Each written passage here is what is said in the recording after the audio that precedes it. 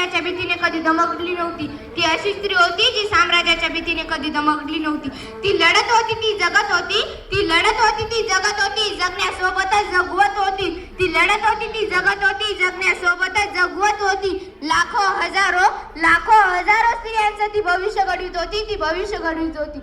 ती आशा होती, ती भाषा होती. ती आशा होती, ती भाषा होती. ती नवपर्वाची दिशा होती.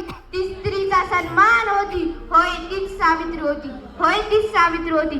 नमस्कार, माझे नाव पंकजा राऊत. मी आता 5वी मध्ये शिकते. मी जिल्हा परिषद प्रशाला साडेगाव येथे शिकते. स्त्री शिक्षणाचा वसा घेऊन स्त्रियांसाठी आणि साम्राज्यासाठी एक आदर्श ठरलेल्या सावित्रीबाई फुले यांची आज जयंती. सावित्रीबाई फुले यांनी जो लढा दिला तो आज इतिहासाच्या पाण्यावर सोनेरी अक्षराने कोरला गेला. सावित्रीबाई फुले यांचा जन्म 3 जानेवारी 1831 रोजी सातारा जिल्ह्यातील नायगाव येथे झाला.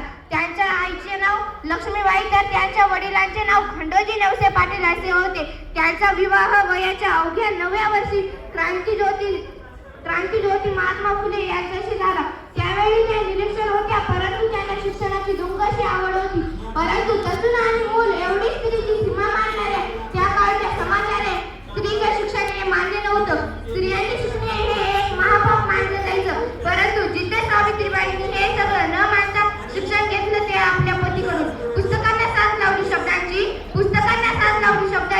अन नवपर्वानं सुरुवात जोमानं जागली. पुढे महात्मा फुले व सावित्रीबाईंनी इसवी सन 1848 मध्ये पुण्यातील बुधवार पेठेत मुलींची पहिली शाळा सुरू केली. 78 त्यांच्या या क्रांतिकारी विचारांना त्या काळचे लोक मान्य करत नव्हते.